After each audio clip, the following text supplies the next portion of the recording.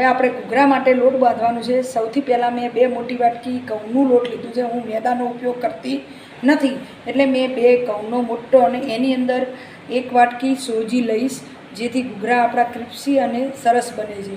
હવે એની અંદર 1 ચમચી અજમો હાથથી મસળી અને લઈશ, સ્વાદ અનુસાર મીઠું, પછી એની અંદર ઘીનું મોયણ નાખવાનું છે, જેથી આપણા ઘૂઘરા સોફ્ટ અને સારા બને છે।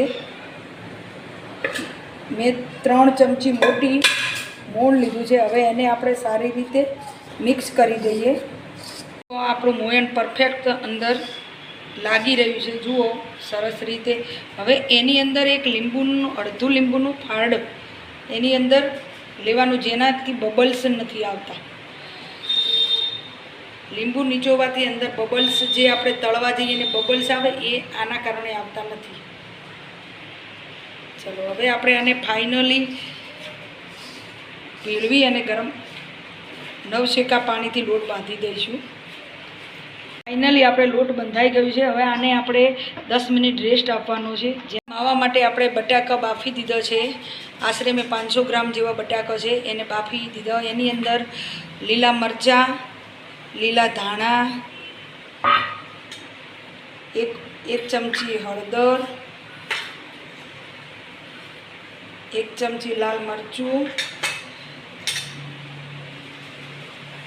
અને બટાકા બાફતી વખતે આની અંદર મેં મીઠું ઉમેરી દીધેલું છે, એટલે 1 જ ચમચી હું મીઠું નાખીશ, થોડી વરિયાળી નાખીશ। હવે આ બધા મસાલાને આપણે મેશ કરી દેવાના છે। જુઓ બટાકાનો માવો કમ્પ્લીટલી તૈયાર થઈ ગયો છે। હવે આપણે ઘૂઘરા માટેની તૈયારી કરીશું। હવે આમાંથી આપણે લોટનો મોટો લુવો લઈ અને આપણે પાટલી બરોબર ગોળ એને વણી લેવાનો છે।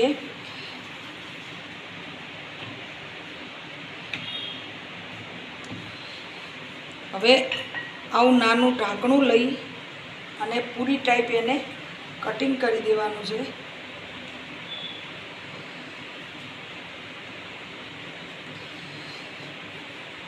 અને જે વધારાનું લોટ એ આપણે પાછું લઈ લઈશું અને પૂરી આપણી તૈયાર। હવે આ પૂરીની અંદર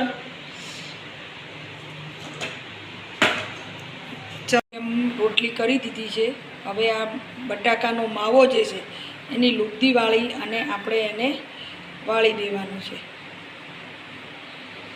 કટિંગ કર્યા તો મોટો પડ્યો। જો હવે આપણે આ જે પૂરી જેવી રોટલી કરી છે એની અંદર માવો બટાકાનો લઈ અને પહેલાં એને આ રીતે હાથથી ફિટિંગ કરવાનું છે। પછી એને શેપ આપવા માટે આ જે કિનારી છે એને અંદરની સાઈડ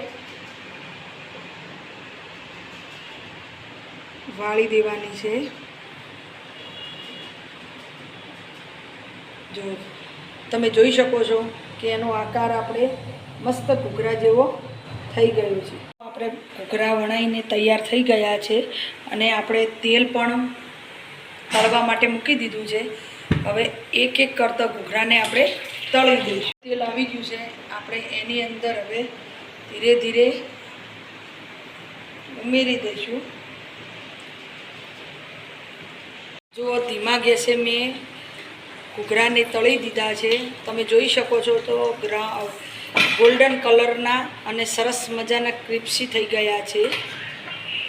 જો આપણે ઘૂઘરા તળાઈ ગયા હતા પછી એની ઉપર આપણે જે લાલ સોસ બનાવ્યો હતો એ ઉપર લગાડ્યો, લીલી ચટણી, સેવ, ડુંગળી અને એનાથી આપણે ગાર્નિશિંગ કર્યું છે। તો તૈયાર આપણા ઘૂઘરા।